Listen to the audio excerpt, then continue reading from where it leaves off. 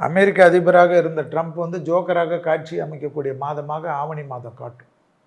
ஆனால் நிறைய தப்பாக பண்ணுவார்.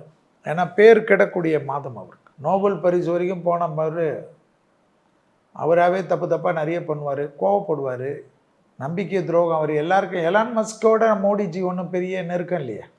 எல்லாரும் சொல்கிறாங்க மோடிஜி அவ்வளோ நெருங்கி இருந்தார். ஒரு மனிதனுடைய புத்தி வந்து எல்லாருக்கிட்டையும் ஒரு மாதிரி தானே இருக்கும். எலான் மஸ்க்கு தான் இவர் ட்ரம்ப்பை கொண்டு வர்றதில் அவ்வளோ உதவி செய்தவர். அவரே தன்னுடைய பகையிலேயே பார்க்கக்கூடியவர். மோடிஜி எப்படி பார்ப்பார்? மோடிஜி வந்து இந்திய நாட்டினுடைய பிரதமர்.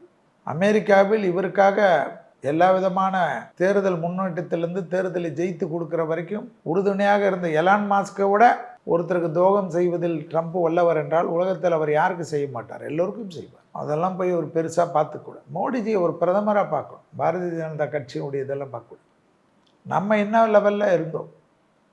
வரி வந்து இந்திய நாட்டில் வந்து வரி அதிகம் என்பது உலகத்தில் எல்லோருக்கும் தெரிஞ்ச விஷயந்தான். நானும் வந்து அது பாரதிய ஜனதா கட்சியெல்லாம் இருந்து நான் பேச மாட்டேன். வரி அதிப்பு தான். வரி வந்து இவ்வளோ பெரிய மக்கள் வாழக்கூடிய நாட்டில் இன்கம் டேக்ஸ் வரி கட்டுறவங்க ரொம்ப கம்மி.